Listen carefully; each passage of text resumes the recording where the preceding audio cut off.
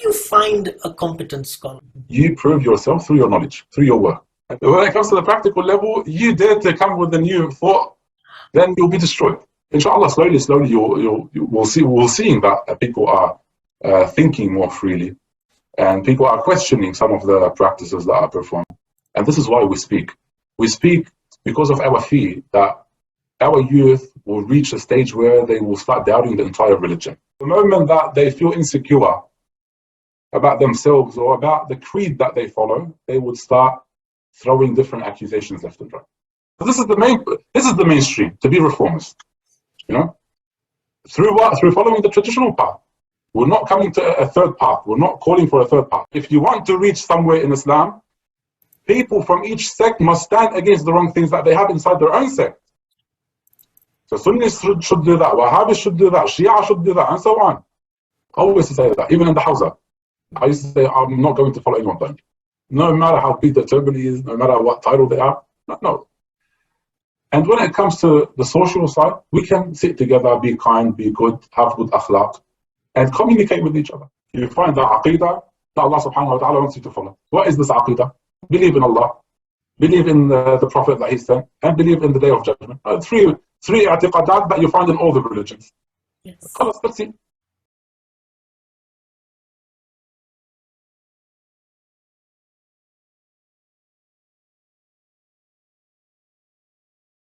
Assalamu alaikum, and welcome to another conversation with Sheikh Nami here on Al-Islam. I hope you guys are going to have a lot of fun listening to this, because it's just a conversation that I'm going to have with Sheikh Nami. I know he's in Australia, so it's a lot of hours for him on the other side. So he's already in tomorrow, and when we are here in today. But leave that aside. Sheikh Nami, Assalamu alaikum, and welcome again to our session. Alaikum assalam wa rahmatullah. Thank you for having me again. No, it's always a pleasure to have you here, and it's nice to have a conversation with you. Your insights are always very, very interesting. So, I mean, well, we have been discussing a lot of things on the side, and we just want to pick up on this idea about intellectual freedom versus intellectual terrorism. I mean, it's a beautiful title, and thank you for actually even putting it into our minds. So, well, without further ado, I just wanted to start off asking, in a discussion, can we discuss any topic where, regardless of what the topic is, there is a fear that the youths of the community or within the religion will sort of be brainwashed? What's your view on this? Bismillah ar-Rahman ar-Rahim. In general, you can discuss any topic you want. However, if there's a fear of youth or people being brainwashed, or if you want to use the term brain manipulation, or the political term that is used, soft war, or the Cold War in politics, then this in itself becomes a topic that is worthy to be discussed.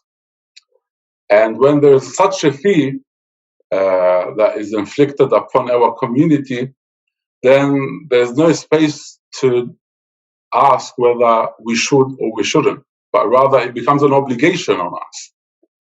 Based on the verse that says, Bismillah ar-Rahman ar-Rahim, وَأَعِدُّ لَهُمْ مَسْتَطَعْتُم مِّن قُوَّةٍ, and prepare to them whatever you can from power. And this power doesn't have to be physical power. It also includes the intellectual power. So if there's a fear of the community being brainwashed, or there's a fear of them being or for any soft war to take place upon them, then it becomes wajib upon those who are qualified to protect themselves and the community from this brainwashing. However, this is in general. However, when it comes to our work, for those who are interested in religious studies, our work has nothing to do with brainwashing.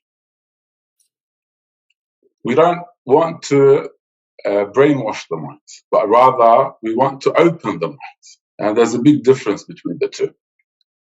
Brainwashing, it means to tell the people to follow blindly. Brainwashing means to tell people to imitate without thinking. Brainwashing is to put thousands of red lines around certain topics and tell people not to even come near these topics. While opening the mind is allowing people to think freely, is helping people to reflect upon what they follow. And this should be the obligation of the scholars who are supposed to be the successors of the prophets, alayhim salam, warathatul anbiya.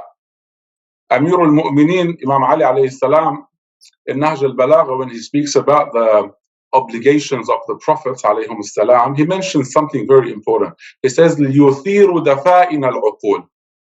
So they may make the treasures of the mind appeal to the surface. This is why they were sent. Allah subhanahu wa ta'ala, He placed a great treasure inside every single one of us, which is intellect. The prophets alayhim salam, they came not to brainwash people, but to open their minds and let them reflect on this great treasure that Allah subhanahu wa ta'ala placed inside of them, which is intellect, to think about what they follow. And this is why a great prophet like Ibrahim alayhi salam was praised, for example, for not following blindly his community, for not following blindly his family, but rather thinking and reflecting in order for him to reach that level of being Khalilullah. So, just to summarize, if there's any fear of your community being brainwashed, it becomes wajib on you to protect your community from that. When it comes to the work that we perform or produce, it is not to brainwash, but rather to open the minds of people. You've taken brainwashing on one side, and then you've said that, and so this is what's happening right now. I mean, in my mind, I'm thinking, if you are bringing new concepts Yes. into the already now available knowledge that we have, people look at it as you're trying to brainwash those people who already have something that they've come with from generations on, and you are trying to remove that thought. However, what you just said about being able to think, intellect, reflection, these are very, very key. And it's not, now you're not brainwashing them, but you're allowing them to sort of figure out where the truth lies. I mean, that's how I've understood it. I don't know if that's what you were trying to... Yes, correct, 100%. And it's a historical fact to accept that things, they change with time, right? And we always have new concepts, new thoughts, new theories. That's something common in everything, not only in religion. Obviously, the fundamentals of religion will not change. The divine religion that was revealed by Allah subhanahu wa ta'ala will not change. But our understanding of religion, our understanding of different concepts in religion, this is a fallible understanding. And as long as it's a fallible historical understanding, then it will change based on the time and place. There's no problem in that. And it's not brainwashing. The fact that you're bringing new thoughts, it shows that you are opening the mind. You're opening your own mind and you're allowing others to think. You're not forcing them to follow what you have reached. You're not putting the sword on their heads and telling them, follow me or I'm going to chop your head off. This is brainwashing. Right? Yeah, but you're giving them the freedom. This shows that you're against the concept of brainwashing. So it's developing the knowledge technically. You're moving ahead. Yeah. Or evolving in the knowledge that you have. Right. And that's why I always say, with certain terminologies, it's important for us to properly define them and sometimes to reclaim the definition of these terminologies. Right. Because sometimes when you deliver a certain work, you are accused of brainwashing people. But when you come and explain the difference between brainwashing and opening the mind, you will see that those who are accusing you of brainwashing are the brainwashers sometimes, you know? So it's the opposite. So it's very important to define and reclaim the definitions. Right. Yes, I mean, these are key things for sure. So in terms of discussing topics within I mean, let's not look at it within any bound, but are there any Islamic limits when discussing any particular topic in this particular case? I would say there are no limits, but we can say there are conditions. Mm-hmm. Conditions for you to discuss a certain topic. The first condition is, in a simple way, to know what you're talking about. You know, that's very important. To be qualified, and being qualified doesn't have to be through one path. Okay. Of receiving this qualification. As long as you know what you're talking about, as long as you make sense in what you are talking, then there's no problem. And even if someone is not qualified, but they have a certain interest just to discuss a certain topic, to ask a certain question about a certain topic, there's no problem in that, you know, as long as they don't reach a conclusion. We sometimes speak about certain philosophical topics. Sometimes we talk about politics, although we're not qualified, for example. Sometimes we talk about technology and so on. There's no problem. No one would say to us, oh, you didn't study, for example, at uni technology, you didn't study this. No, you can talk about anything you want. But to reach a conclusion with certainty, obviously you need to know what you're talking about and to present the evidence for it. So the first condition is to know what you're talking about. And the second condition is to be wise. Wisdom is very important. And I always emphasize on that. And Allah subhanahu wa ta'ala emphasized on that in the Quran. لِيُعَلِّمُهُمُ الْكِتَابَ وَالْحِكْمَةِ, when he speaks about the Prophet sallallahu alayhi wa alayhi. To teach them the book and the wisdom, not only the book. Knowledge in itself can be dangerous, right? But when you include wisdom to it, then you know how to use it. Being wise is knowing how to approach people. And being wise is knowing when to speak about a certain topic. Because you should study the time and the place that you live in and understand why a certain topic is becoming a trend, for example, in a certain time. I'm not going to mention examples from our time, but I'll mention an example from the past, just to be less sensitive. For example, we all heard about the fitna that was known as Khalqul Quran. Was the Quran created or it wasn't created? It's eternal. It started during the time of Al-Ma'mun al-Abbasi. And it was a great fitna that took over the whole Islamic nation. A lot of people were killed, a lot of scholars were in prison, and until today people still talk about it. Now what's interesting, we find that Al-Ma'mun was the one that started this fitna. And he started the fitna in Tartus. Tartus is a place in Syria, while preparing to start a battle against the Romans. Mm-hmm. So he was going out to fight the Romans, and at the same time he started this fitna. Now some people would ask, why would he do that? If he's fighting the enemies, right, his enemies, why would he go and start an internal conflict in the Ummah? Right. You see, Al-Ma'mun, he knew that he's going to win the battlefield. He's going to win the war. And he's going to secure his place as an Islamic leader after winning the war. However, there was another problem in the Islamic Ummah.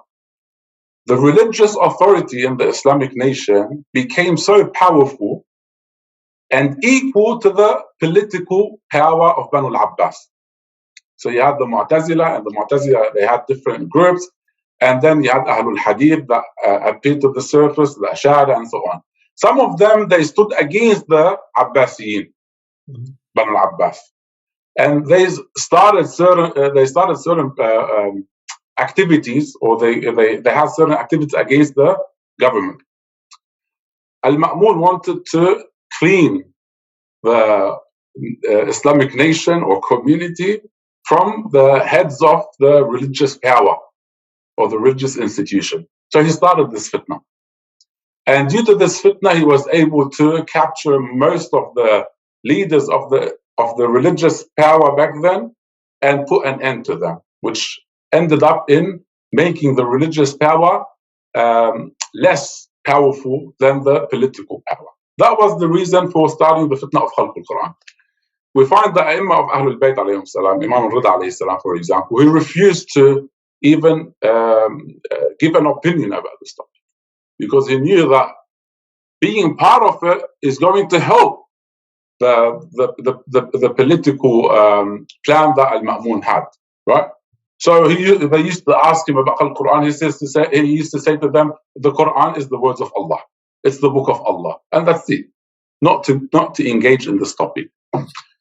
This is an example, and we can find a similar example in our days. Sometimes you'll find for example, the believers or the Muslims united together, or they are busy standing as one, fighting the arrogant powers, and then they throw a certain topic, a historical topic, in order to create this unity between the Muslims. And you'll find that the Muslims, or for example, a certain group or a certain sect, they start focusing on that topic for years and years, instead of focusing on something which is more important in their time. So there's no limits to discuss any topic, but we have to know what we're talking about, and to be wise in delivering, to be wise in the approach that we take, and to understand why a certain topic is becoming a trend. Why? There must be a reason for that topic to become a trend, and sometimes we shouldn't be part of that trend.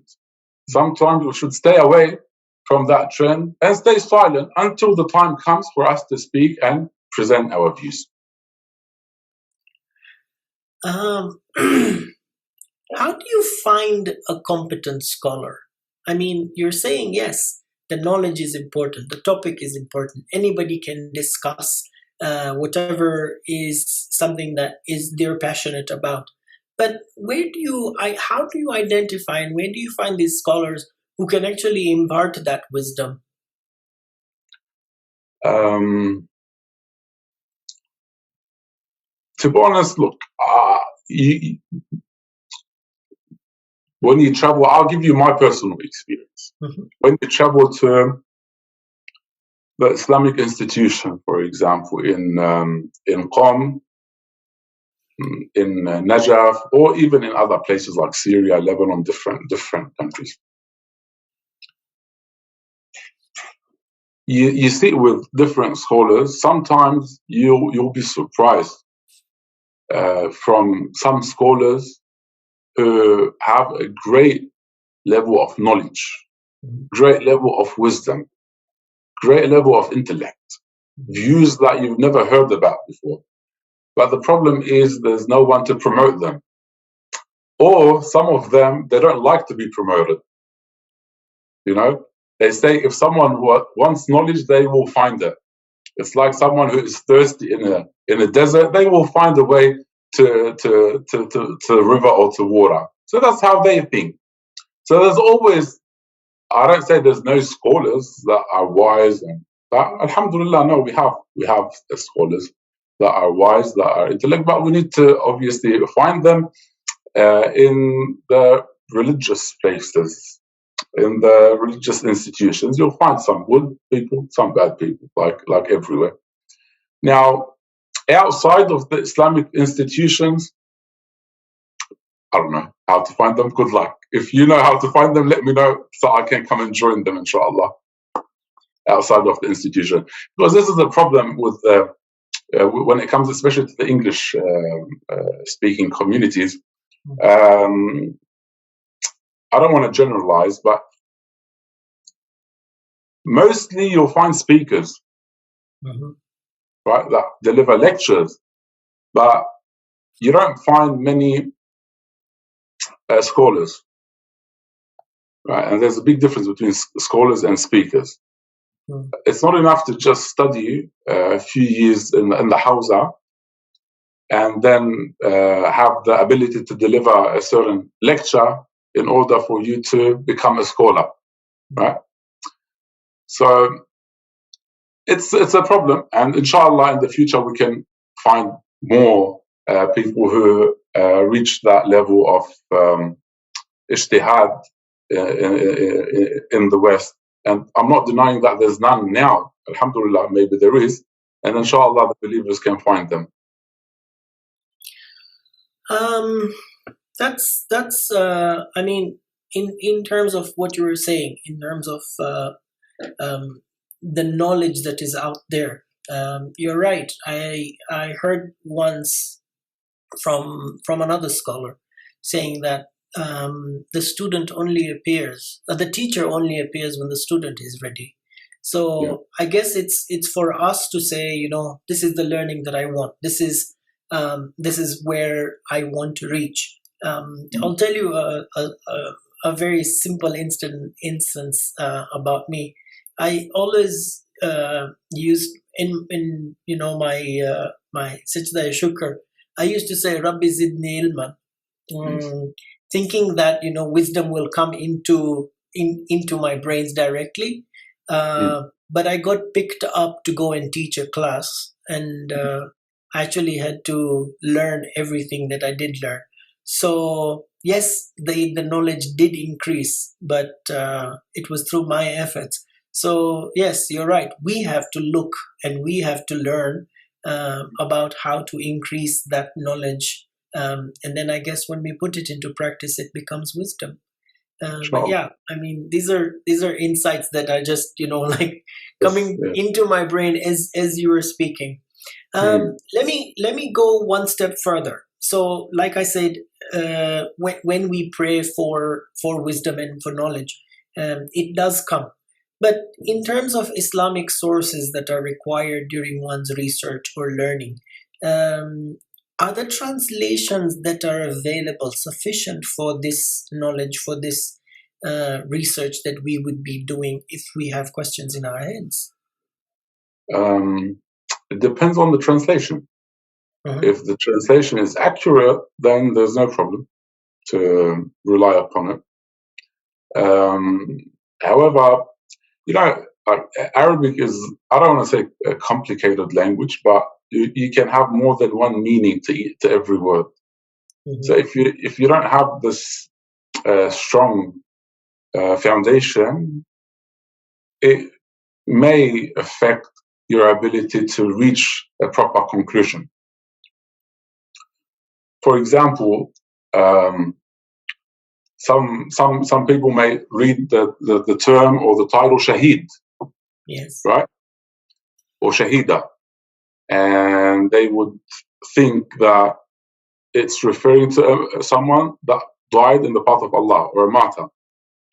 However, Shaheed, it may refer to someone who is a witness, right? And this is how it was used in the Quran.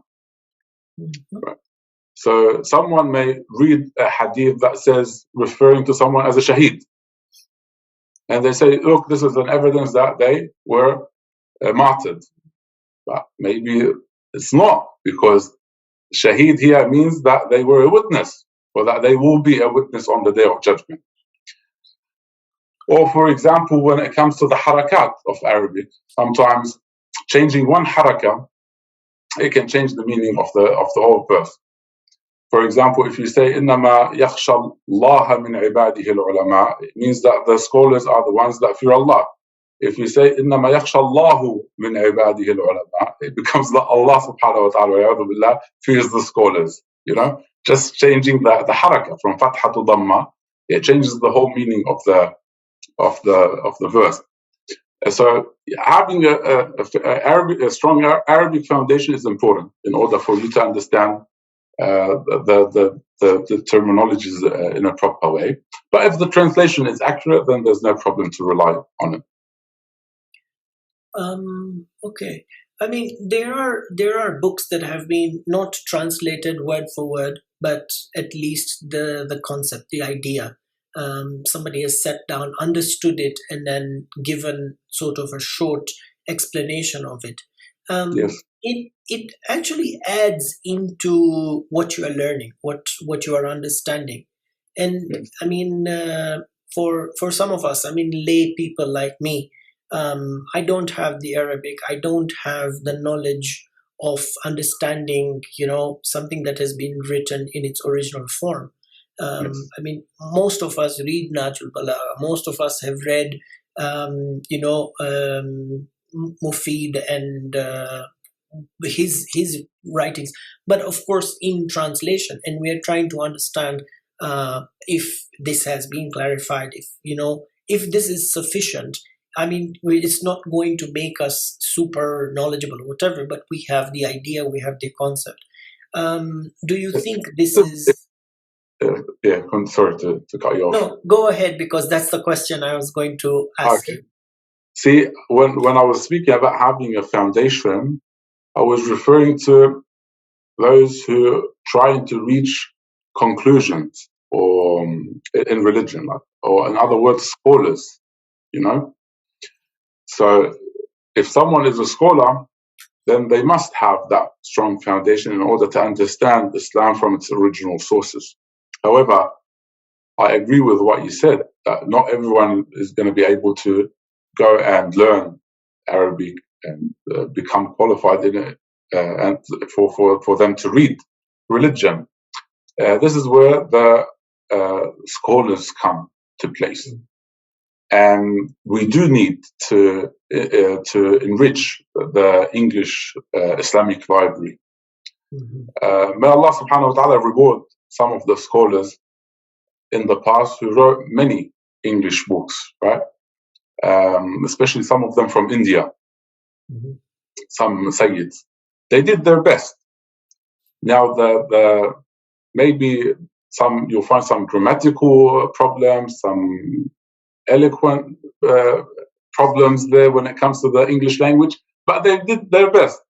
We need now to write, or scholars need to write more books in English for the English communities to learn their religion properly, because we lack many sources in English. And we'll find that, for example, if you go to Iran, you'll find many books being translated to Persian, because scholars, they worked on that. In fact, now they think that the Persian library is bigger than the Arabic library when it comes to books, because many scholars came from there and they started writing in Persian. We need to do the same thing in English, right? The problem that the English Muslim communities, they haven't reached a level of maturity yet. We're all still immature, including myself, everyone. We're all immature because we have this passion of doing something, but when we hit our 40s, like when we become a bit in our 40s, we return back to our communities. We become very traditional. So you find the Lebanese person goes to the Lebanese community, Pakistani goes to the Pakistani, Indian to Indian, Iranian to Iranian, Iraqi to Iraqi community. We go back to, it's like we want to be connected to our roots instead of staying together and building a new community away from our background. There's a new community that must be established, which is the English Muslim community in every country. But we don't have that national sense yet. And we don't raise our children to have that national sense, because our children also still are identified as their parents' background. So we don't care much about that. That's why there's not much sources in English. And I've noticed that some brothers and sisters, when they reach that age after the end of 30s or 40, they start listening to lectures in their parents' language. They say, oh, I don't like English lectures anymore. They start learning that. That's why it's still weak. But inshallah, in the future, we become more mature and more united, and we can build ourselves properly. So I have a two-tiered thought right now. Yes. One is there a competency level for somebody to be able to, let's say, seek knowledge from somebody? Is there a competency level that I need to look at? I mean, do I have to say that Sheikh Nami went to Hausa and he studied, so many years, and this is the topic of interest that I have, and he would be able to answer it? Do I have to know all the details? I mean, do I have to know all this in the past? And my second question is, when I'm doing the self-study, so when I'm trying to study and I'm trying to look for somebody who has the knowledge, like such as you, let's say, if I don't look into that, if I don't know what your passion is, I don't know what you've studied, but I know that you have the knowledge, does that make it dangerous for me to get that knowledge from you? I mean, is there a chance that I would be misguided? See, with making sure, obviously, it's important to make sure that you're receiving knowledge from people that can provide you with the correct knowledge. Now, to know whether they are qualified or not, it depends if it's possible. You see, I'll give you an example, or I'll mention a story briefly. A few years ago, when I mentioned certain topics, or I spoke about certain topics that many people were against, or it was against what is known to be the mainstream, some brothers and sisters started a rumor online that I didn't study Hausa, or I was kicked out from the Hausa, and so on. Back then, some of my close friends said to me, just put your papers online, because you've got the papers from the Hausa, you've got the documents, and show people, put an end to it, because until now, they mention it, right? They didn't study Hausa, or you're a dropout, and so on. I said to them, proving that you're qualified shouldn't be done through a piece of paper. I'd be humiliating myself and putting myself down if I need to prove myself through a piece of paper. I prove myself through my knowledge, through the work that I present. And I believe to prove the qualification of someone, look at the work that they present and look at the knowledge that they present. In the past, wearing a turban was a sign of knowledge, because you never used to see a weak turban. Every turban was a mountain of knowledge. But today, it's not a sign of knowledge anymore. If you follow a certain path, you would receive a turban without even studying. If you come from a certain family, you inherit the turban without even studying, and you inherit the titles, the religious titles, without even studying. So it's not. Or if you're a good speaker, you know how to talk a bit, you get a turban. If you have a nice voice, you get a turban. It's like having the voice program there. Everyone can have a turban, so it's not a sign of knowledge anymore. And it's funny that those who actually didn't reach any qualification are not questioned by people. But those who have been qualified, or those who can prove themselves to be qualified through their work, are always questioned. So it's the opposite.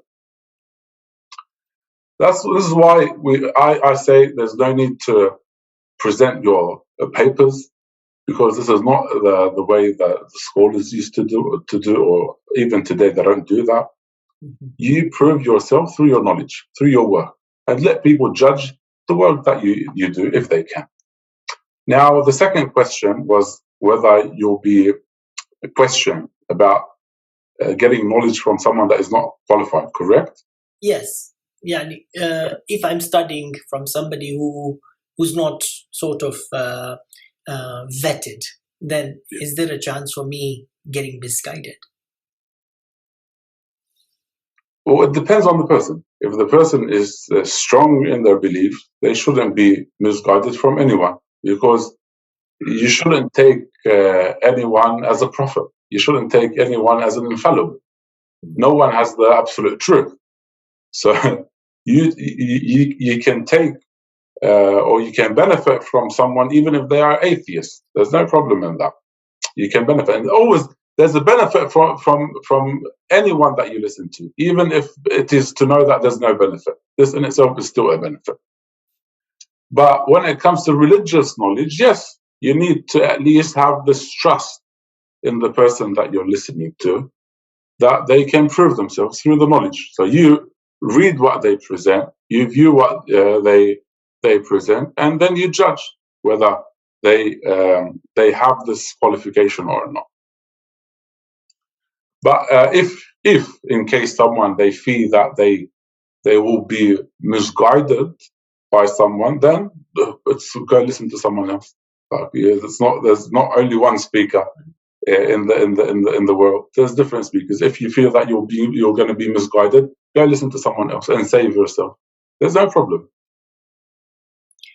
So the freedom of self-study is there. So I as a learner have utmost freedom to choose who I want to learn from, what I want to learn from there, and then through God-given intellect, through God-given strength of decision making and all this, I can actually pick and choose what I think logically makes sense through all the information that I've gotten. Is that correct? Logically, when it comes to, for example, the i'tiqadat, the creed that you follow, the aqidah, yes, there's a place of logic and intellect there, because you have to think. You can't follow, you can't rely on the religious texts. Mm-hmm. But when it comes to fiqh, for example, reaching a religious ruling, then it's not about a ruling being logical or not, but rather it's about the evidence that followed, like the Quran and the Sunnah, So if you are able to tell the difference between the different rulings based on the evidence that are provided, then barakallah. If not, then this is where the taqleed comes to place. You go back to someone that is qualified in fiqh, right? While in aqidah you have this freedom, and in fact it is an obligation on people to think freely when it comes to aqidah. This is why the scholars, even the most traditional scholars in the Shia school of thought, they say there's no taqleed in aqidah.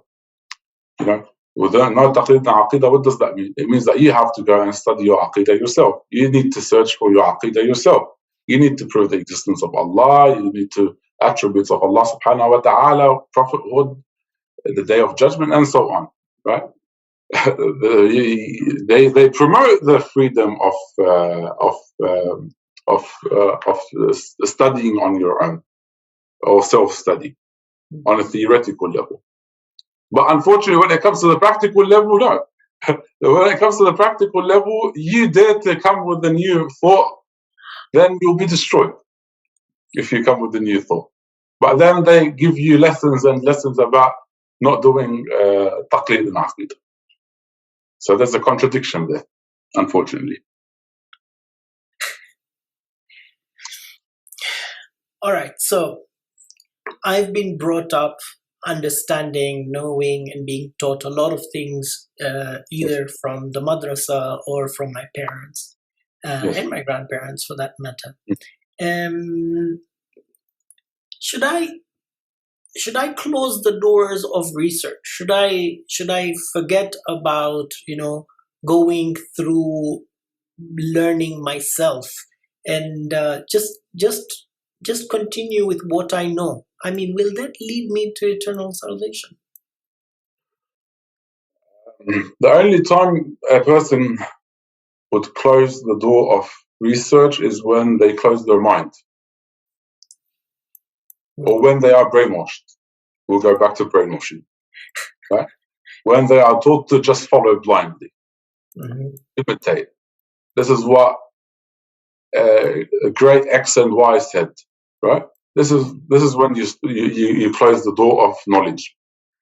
But as long as someone is thinking, it's impossible for them to close the door of knowledge, because no one can claim to be in the absolute level of perfection. Not even prophets, alayhi salam. The absolute perfection is for Allah subhanahu wa ta'ala only. And this is where you see the tests that the prophets alayhi salam went through. So, for example, I always mention Ibrahim alayhi salam, because Ibrahim had obviously a great level among all the prophets alayhi salam.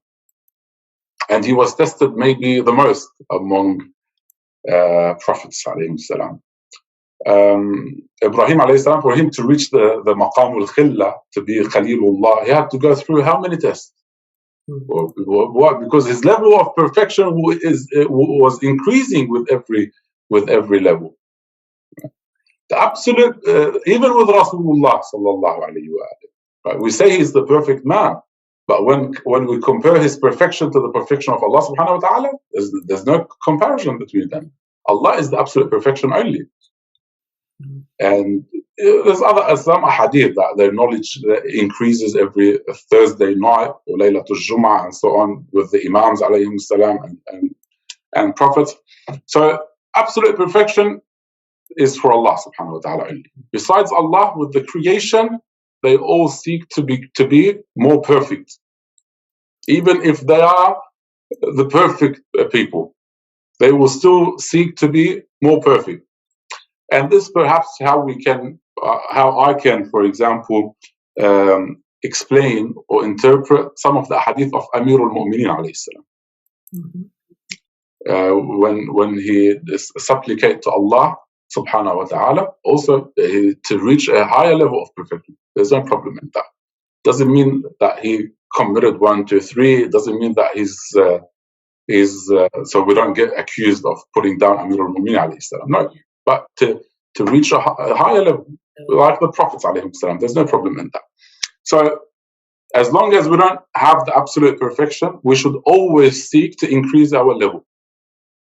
And the best way to increase the level of perfection is through knowledge. In fact, the levels of Prophets alayhim salam, they are given to them based on the amount of knowledge that they have. Obviously, when I say knowledge with hikmah, knowledge with the practical side, based on the knowledge that they have.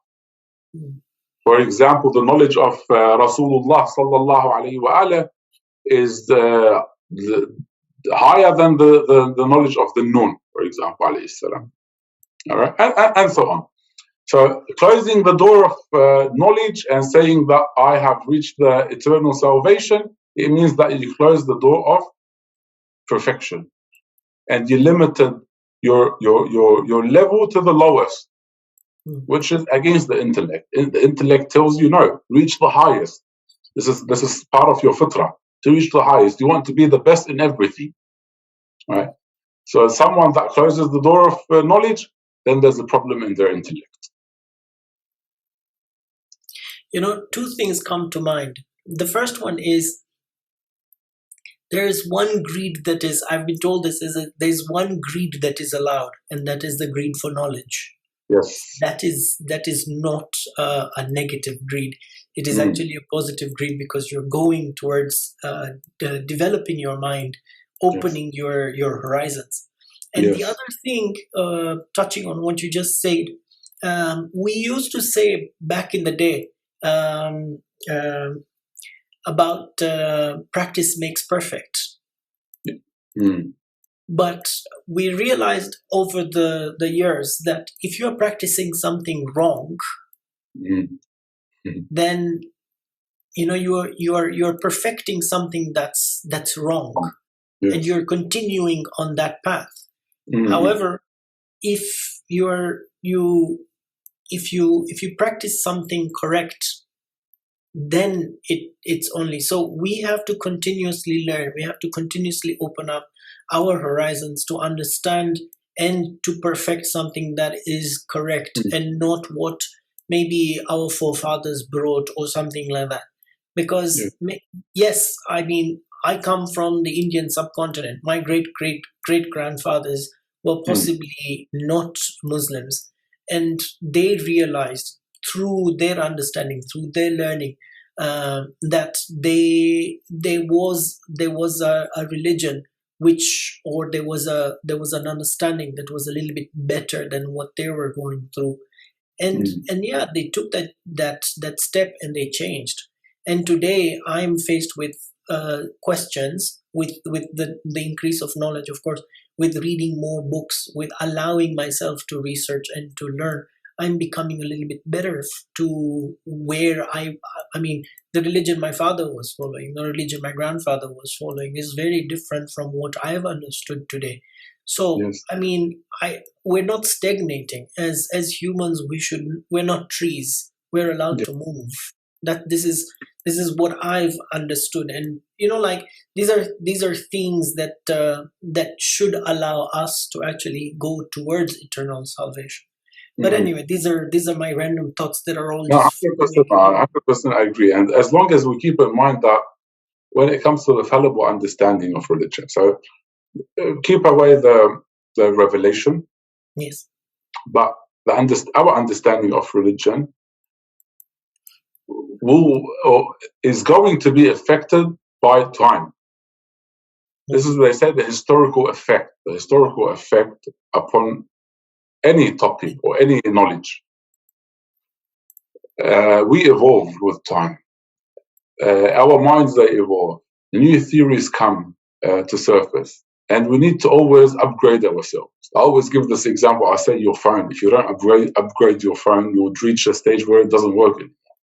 And the same thing with your knowledge, the same thing with your religion. You always need to upgrade it. Otherwise, you'll end up not knowing how to use it, right?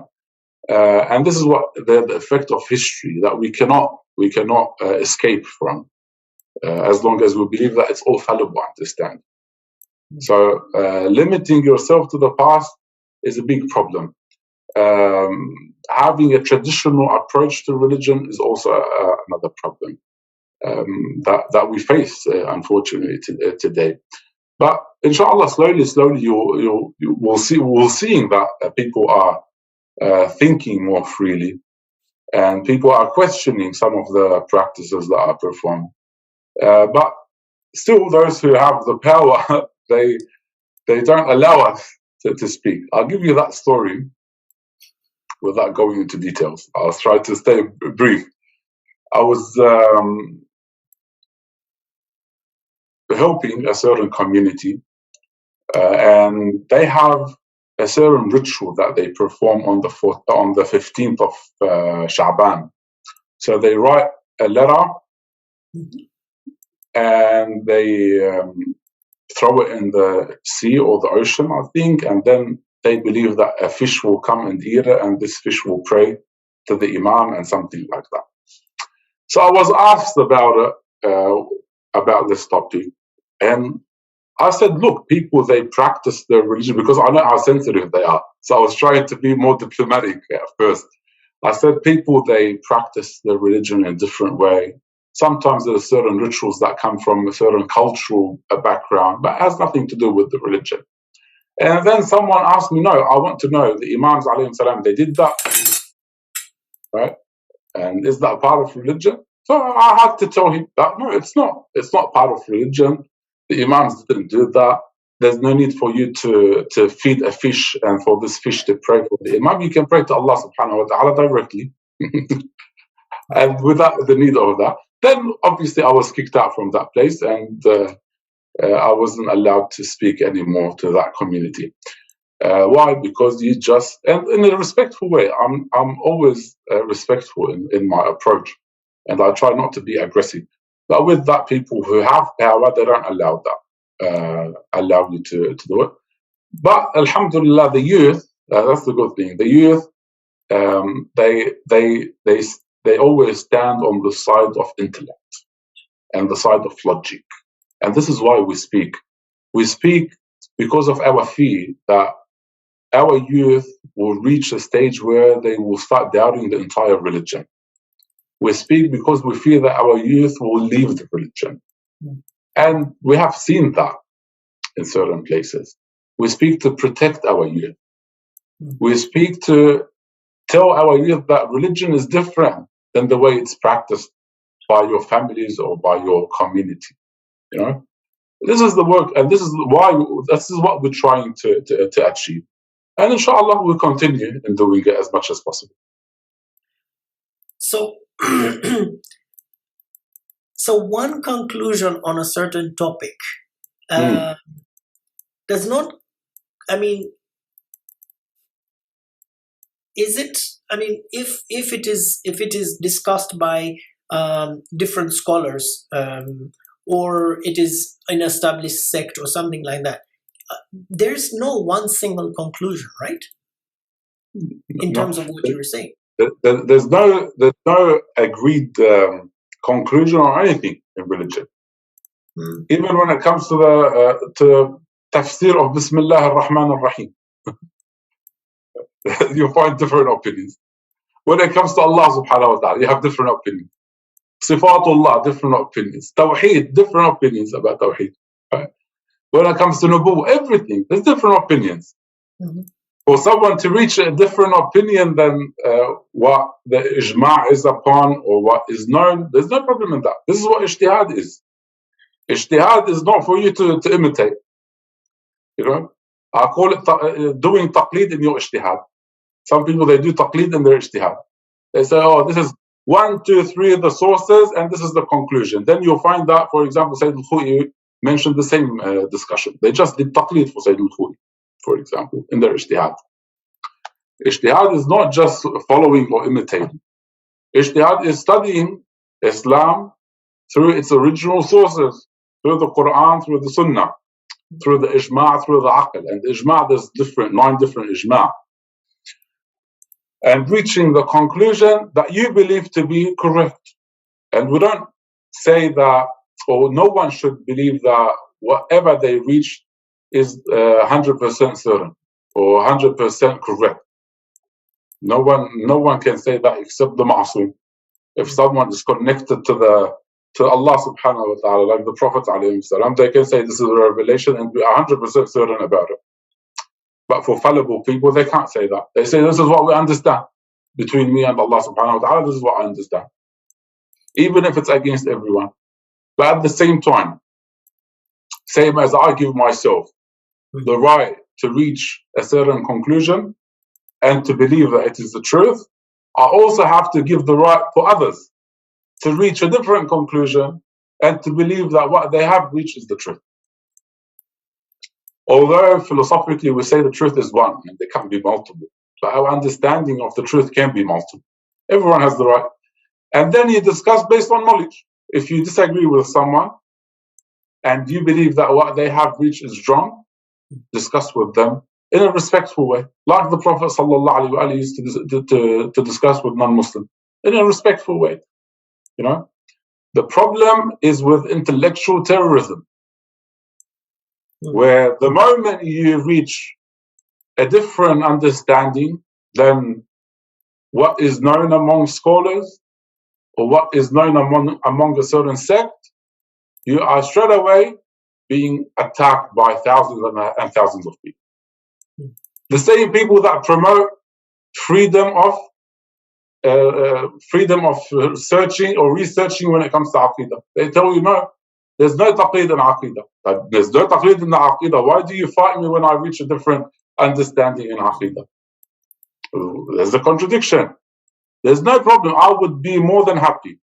I would kiss the hands of someone that comes and prove me to be wrong in what I have reached, in a respectful way, without putting you down, without starting using certain words and terms and accusations and all that stuff.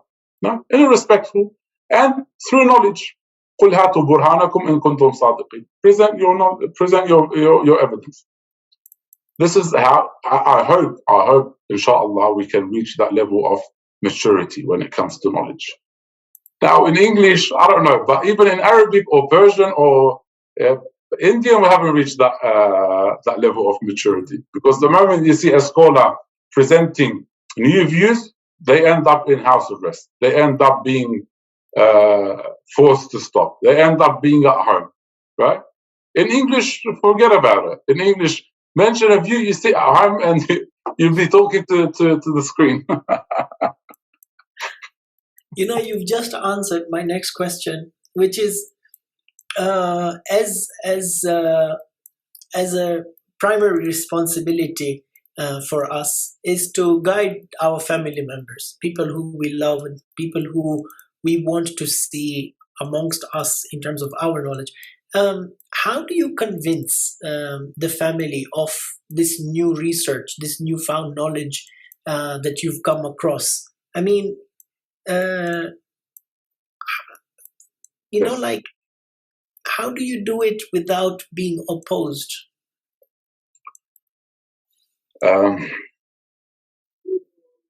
Look, Allah subhanahu wa ta'ala says, يَا أَيُّهَا الَّذِينَ آمَنُوا قُوا أَنفُسَكُمْ وَأَهْلِيكُمْ نَارًا وَقُودُهَا النَّاسُ وَالْحِجَارَةُ. Protect yourself and your families from hellfire. Mm-hmm. So there's that responsibility that we feel that we need to guide our families, our loved ones to what we believe to be the truth. However, we should remember a few things. Number one, there are different levels of Iman. Mm-hmm. As Imam al-Sadiq alayhi salam, he says in a hadith mentioned in Al-Kafi, he says, إِنَّ الْإِيمَانَ 10 درجات. The Iman has 10 levels. فَلَا يَقُولَنَّ صَاحِبُ الْإِثْنَانِ لِصَاحِبِ الْوَاحِدِ لَسْتَ عَلَى شَيْءٍ. Which means the one that is on level 2 shouldn't say to the one on level 1 that you have no Iman, that you're not a believer. Okay. Right? And what means the hadith, he says that if you are on level 2 and you say to the one on level 1 that you have no faith, then the person on level 3 would say to you that you have no faith. Different levels. So you may reach a certain level of Iman and your family, they haven't reached that level. But as long as they have the foundation there of Iman, it's enough. The Imam alayhi salam, he says, lift them up through kindness, through being kind. Not through theories, not through intellect. You don't do a university lecture to your family at home. They will tell you, piss off, I don't want to listen to you. Right? You do it through being kind, through akhlaq, through being good to your family. ادعو إلى سبيل ربك بالحكمة والموعظة الحسنة. Be good to them. And there's no need for them to follow every single thing that you follow. Why?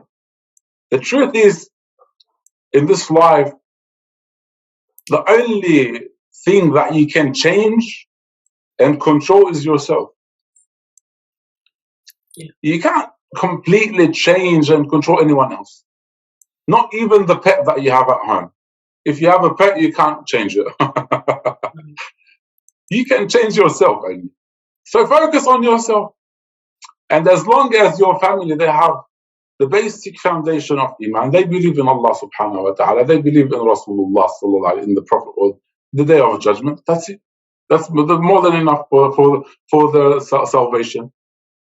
And also keep in mind, third thing, أمرنا نحن معاشر الأنبياء أمرنا أن نكلم الناس على قدر عقولهم. So you have to speak to people based on the level of their intellect. If you're speaking to someone, for example, that is on the same level of intellect of, let's say, Al-Allama Al-Hilli, you speak to them through presenting theories, sources, evidence, usul, fiqh, and so on. When you're speaking to someone that doesn't have that level of intellect, you have to speak based on their level, right? And there's a hadith from Amir al-Mu'minin alayhi salam. He says, أَتُحِبُّونَ أَن يُكَذَّبَ اللَّهُ وَرَسُولَهُ. Do you wish for Allah and His Prophet to be accused of being liars. He said, no. He said, حدثوا الناس بما يعلمون وأمسكوا عما لا يعلمون. Speak to people with things that they know, and don't speak to them about things that they do not know. Not to completely just keep the things that they do not know away from them, but start speaking to them with the things that they accept. They accept the Tawheed of Allah subhanahu wa ta'ala. They accept the Nubuwwah of Rasulullah sallallahu alayhi wa alayhi. They accept, for example, that there is life after death. They accept that إِنَّمَا بُعِثْتُ لِأُتَمِّمَ مَكَارِمَ الْأَخْلَاقِ, to speak about akhlaq. Start from there, and then gently start presenting new topics step by step without going in depth about it. So step by step, and keep being kind to them, right? If they follow, barakallah. If they don't follow, then it's fine. You've done your obligation. You don't have to force them to follow. You don't have to be aggressive with them, or accuse them of not being mu'mineen and so on. They follow what they follow, and Allah knows about them more than us. You know, I mean, we recite Munajat of Imam Ali usually once a year. But if you ask anybody about Munajat of Imam Ali, they'll always start from the Mawla ya Mawla part. Yeah. I always think about the first 6 lines where Imam Ali says, on the day of judgment, the family, your brothers, everybody will be running away from you. Yes. So why do we have to bring them to a level where we have understood? I mean, how does this help us? Yeah. Look, there's that emotional side that we have. Out of our love to our families, we want the best for them, But also we have to balance between our emotions and our intellect. We need to understand that it's impossible for us to change anyone. And this is the problem, I think, that is spread among Muslims. We always the first moment we become religious, we start thinking, I want to change the community. I want to change everyone. I want to change this. I want to do this. I want to help the community. Don't help anyone. Help yourself first. I'm not promoting someone to be selfish. But the thing is, we usually fail to change ourselves.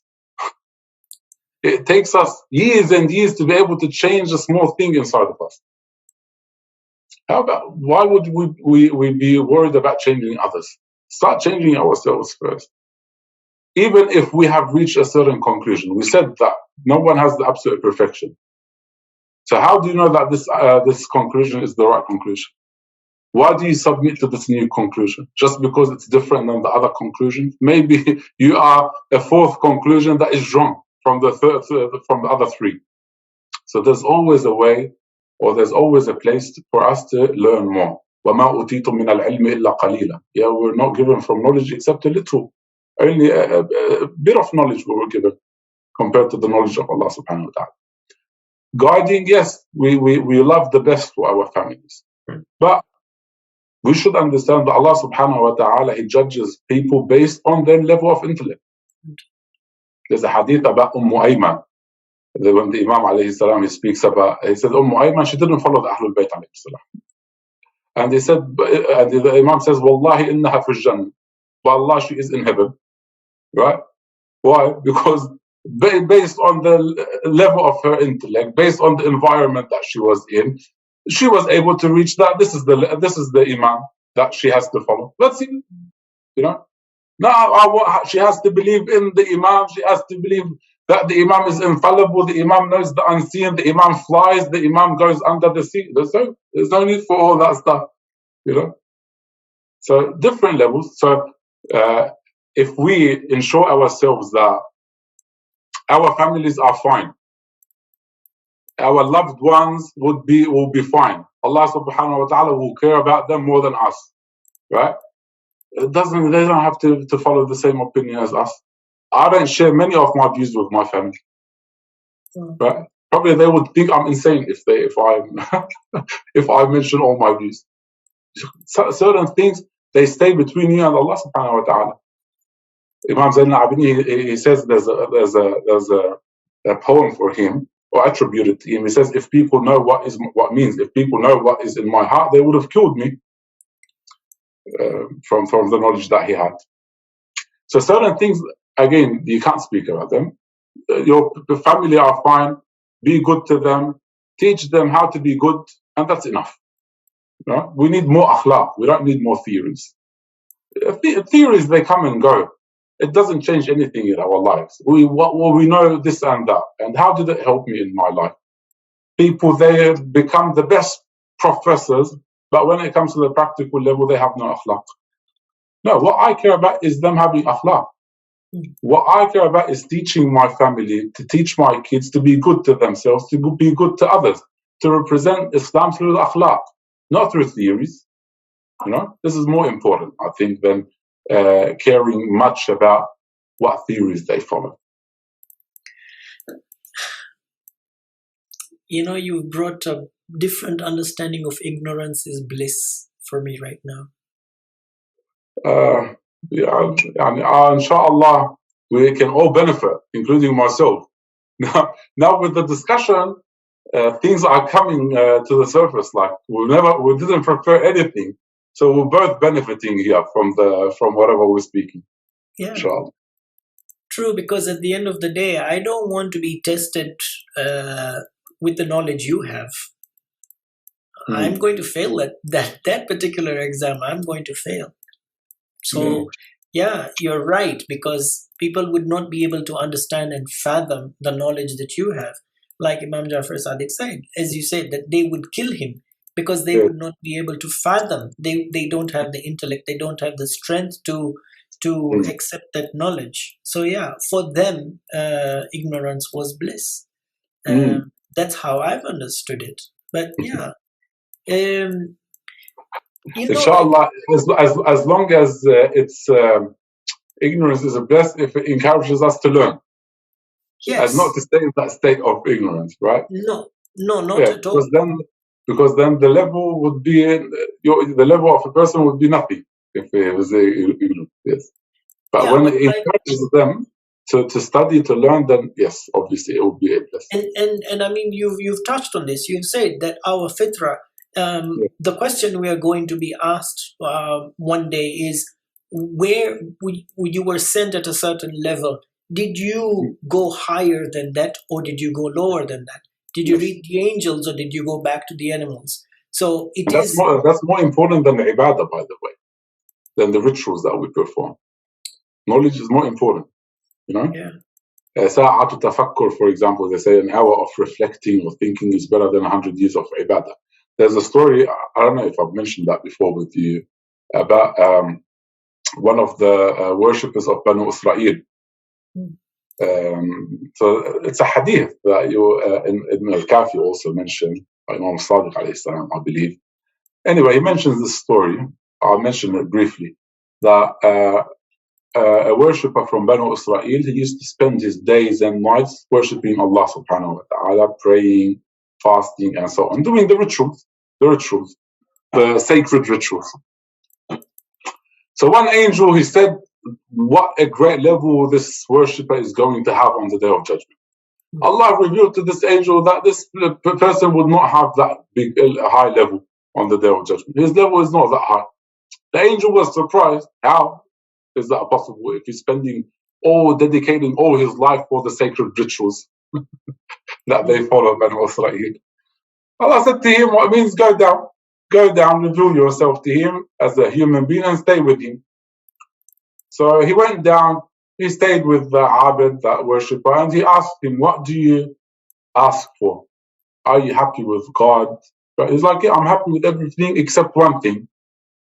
The angel asked him what? He said, if Allah brings a donkey to this island, so the donkey can eat the grass, and this grass doesn't go to waste. Then the angel understood that this man, his level of intellect is very low. All what he's asking Allah is for a donkey to eat the grass. performing the rituals and dedicating his life for the divine rituals or the sacred rituals didn't obtain him a great level on the day of judgment. What obtains you, or what gives you the great level on the day of judgment and in life after death, is that level of knowledge that you have and the correct rituals that you perform.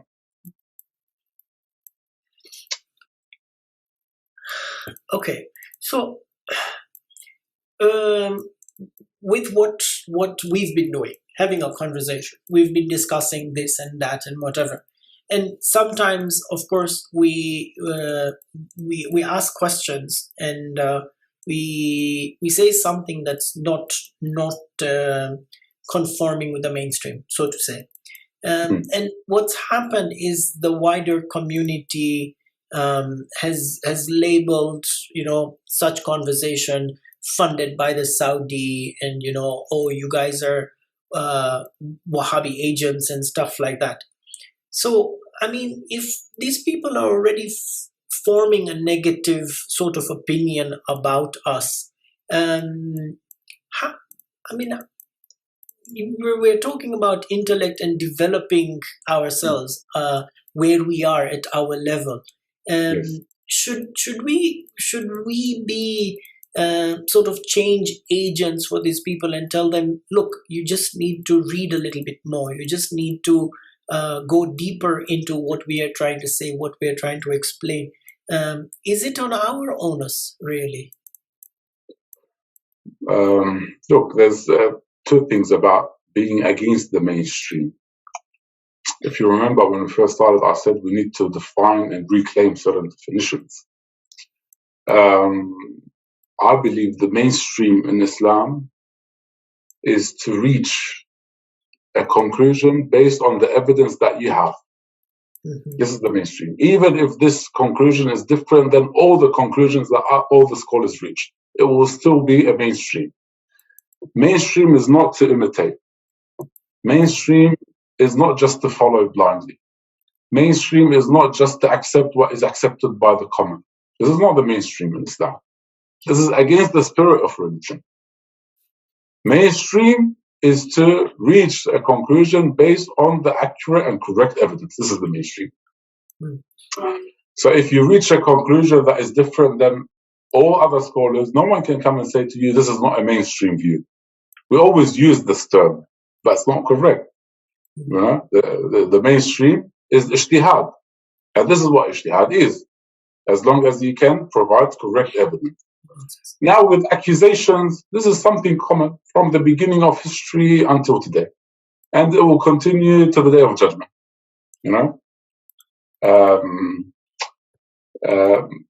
We are not better than Rasulullah sallallahu alaihi wasallam, who was accused of being a poet, who was accused of bringing the knowledge from Ahlul Kitab, and so on. Allah subhanahu wa ta'ala says, إِنَّا كَفَيْنَاكَ الْمُسْتَهْزِئِينَ. It's not important. So don't concentrate much or focus much on the accusations that are thrown. And these are the weapons of the weak. Strong people would discuss or even debate through knowledge. But the moment that they lack knowledge, or the moment that they feel insecure about themselves or about the creed that they follow, they would start throwing different accusations left and right.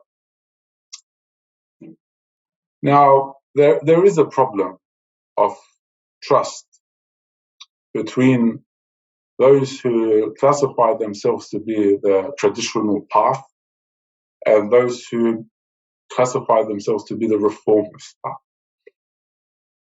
Although I have a problem also with the definition or using the terminologies, because you can be reformist and traditional at the same time. Most in my series of lectures, Reformation in Islam, I proved that all the traditional scholars were reformists.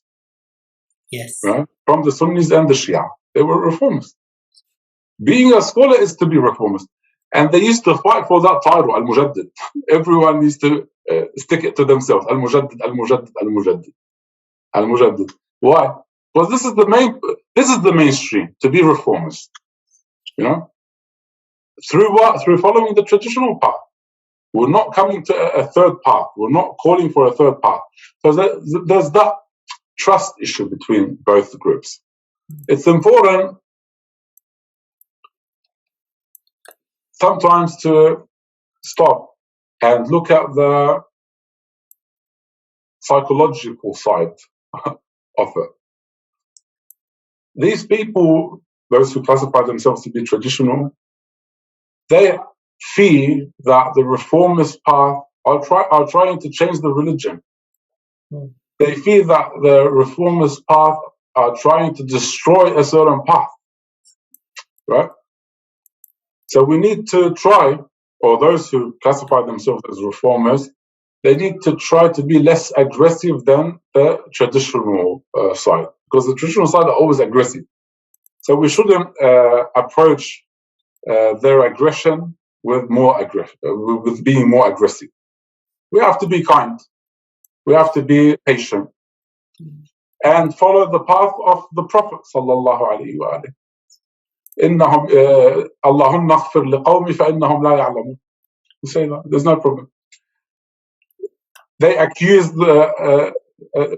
us of 1, 2, 3. We say, may Allah subhanahu wa ta'ala forgive them. And we would never accuse them of the same.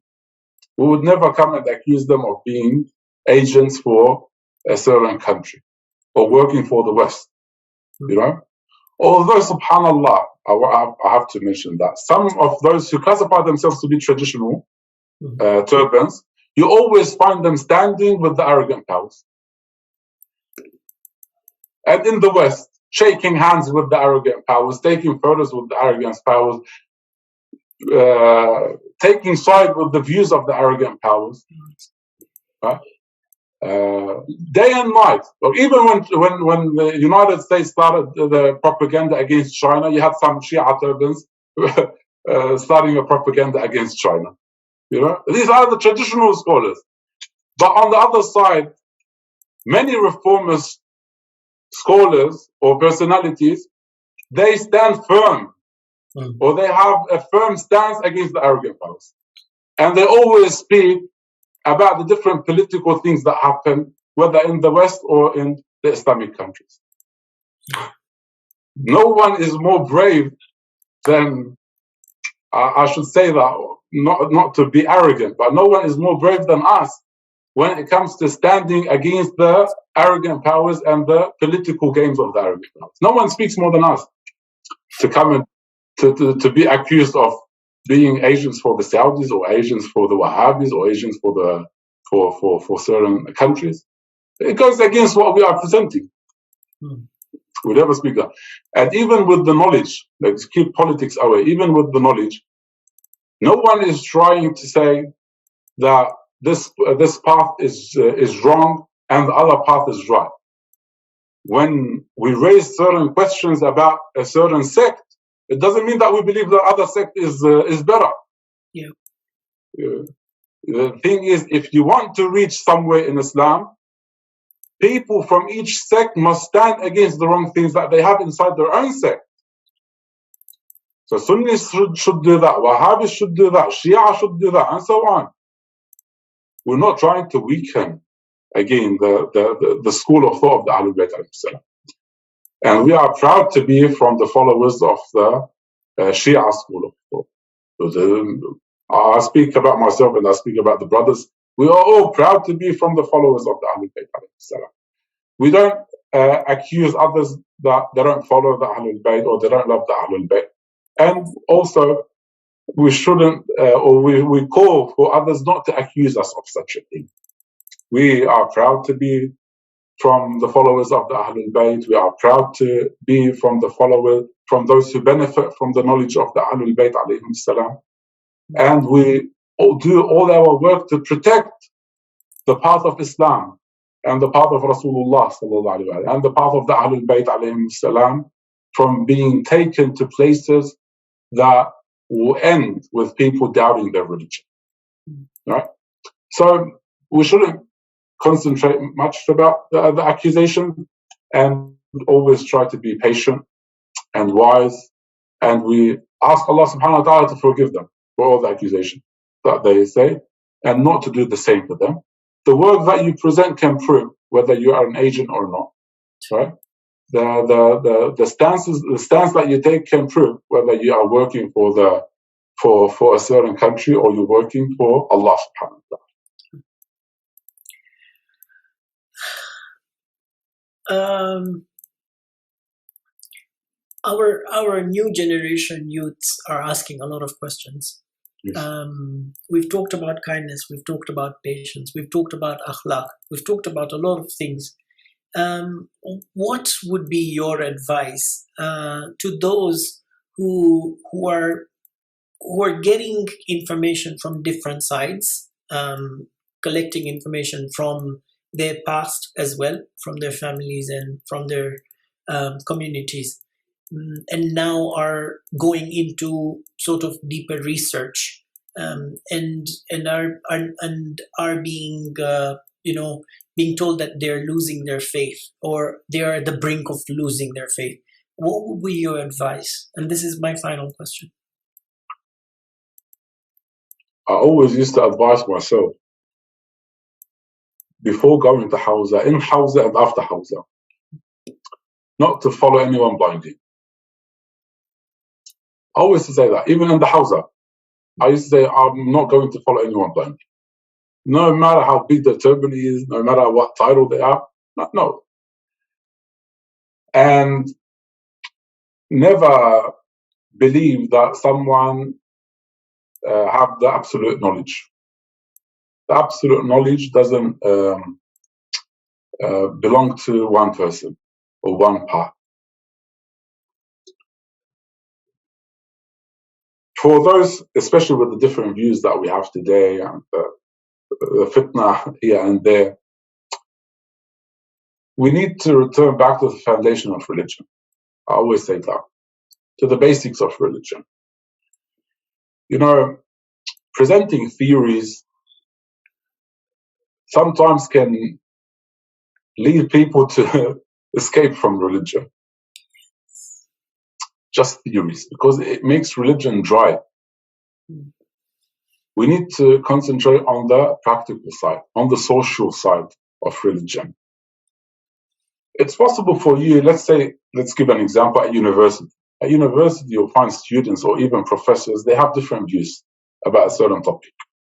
But with that, the moment they get out of the class and discussing in a respectful way the different opinions, you'll find that they can socialize, sit together, talk, have a peaceful relationship with each other, although they have different views. We can, or we should seek to reach the same level in Islam.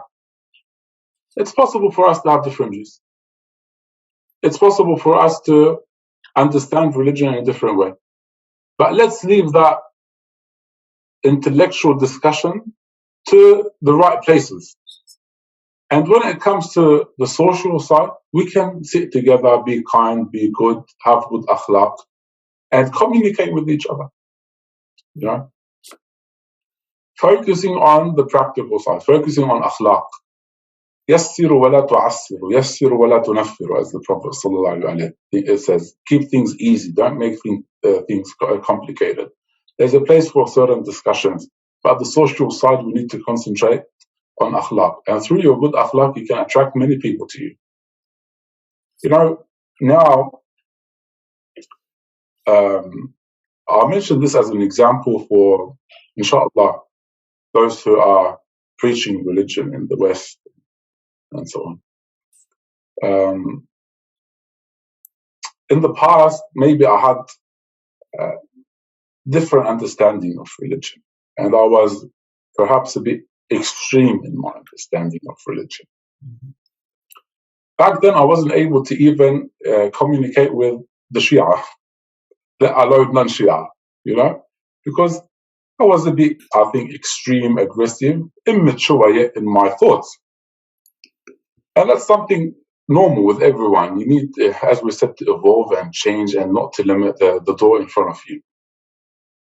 Later on in my life, a lot of things changed. a lot of thoughts changed. My approach, which is very important, my approach changed. I'm still aggressive certain times when I talk, but I try my best to stay peaceful and to be honest. So I became more honest and more peaceful. This allowed me to connect to Shia and even some non-Shia. So I have even some Sunnis today who contact me asking me certain questions, and I answer them based on the madhab that they follow. I don't know all the views about the different schools of thought in the Sunni, so I'll go and search. Well, I'll go and search 1, 2, 3, and I answer them. I have even non-Muslims sometimes calling me, asking questions, social questions. Like with non-Muslims, they don't ask me about their religion, but they ask if they have a problem, if they have something, they call me asking for help. Because I built this trust with them through the good akhlaq, not through knowledge. They didn't see the paper from the house, they didn't see what marks I've got. Through the akhlaq, through being good to people, right? And through making them trust you. I'm not there, and I always say that to them, I'm not there to change you. I don't want to change you. I don't want to make you follow the same path as me. Even if you're a Sunni or even if you're a non-Muslim, stay on your path, stay on your religion. But we can communicate together through the humanity that we have, right? If we want to discuss certain topics, there's a place for it in a respectful way. So for the youth, I don't want them to get lost through the different views that they hear. These views are only fallible understanding of religion. It has nothing to do with religion itself. There's a big difference between our understanding of religion and religion itself. We have to connect to religion. This is our obligation. The religion, you find it in the Quran. You find the aqidah that Allah subhanahu wa ta'ala wants you to follow. What is this aqidah? Believe in Allah, believe in the Prophet that He sent, and believe in the Day of Judgment. Three i'tiqadat that you find in all the religions. Yes. That's it. And as long as you say the shahadatain, you secured yourself with the eternal salvation, if you want. Right? Ashhadu an la ilaha illallah wa ashhadu anna Muhammadan Rasulullah. So that's it. Don't get yourself into certain topics or discussions that will cause you to weaken your religion. Follow the basics. Be good to yourself, be good to others, and slowly try to obtain knowledge from the correct sources. I'm not going to add anything to that. That's beautiful. You're sick of me talking, maybe. No, I would continue this for as long as I can. It's so much fun just listening to you. I think yes, akhlaq is very, very important, and being kind is very, very important. Yes. And I think, even if you look, people get nur from their faces when they just smile. And yes. I think that is a type of ibadah as well. Maybe you have fake teeth, that's why you get like a good Not smile. At all. But yeah, thank you so much for this. I know it's for you it's a different time zone altogether. But yeah, really appreciate you taking your time. Always a pleasure to meet you, and inshallah, Allah subhanahu wa ta'ala help us all to deliver His message in the best way that we can. And we never claim to be 100% correct in anything we reach, and we shouldn't be extreme in the conclusions that we reach. This is something that I advise myself and I advise my brothers and sisters. Wherever you reach, don't be extreme. So don't fight extremism with being more extreme. Say, this is what I've reached. If you believe I'm wrong, please help me and guide me to the truth. There's no problem. Inshallah. We have a lot more such talks in the pipeline, inshallah, time allowing. But yeah, if you are watching this, please do subscribe, because that will give you a notification whenever we have something new. Thank you again, Sheikh Nam. It's always a pleasure to have these conversations with you, inshallah. More, and yeah, let's do one where we don't record it and we have coffee properly. I'm having my coffee. But yeah, so no, you're welcome on our side of the world. Thank you very much. And yeah. Thank you very much. Thank you very much. Assalamu alaikum. Wa alaikum salam.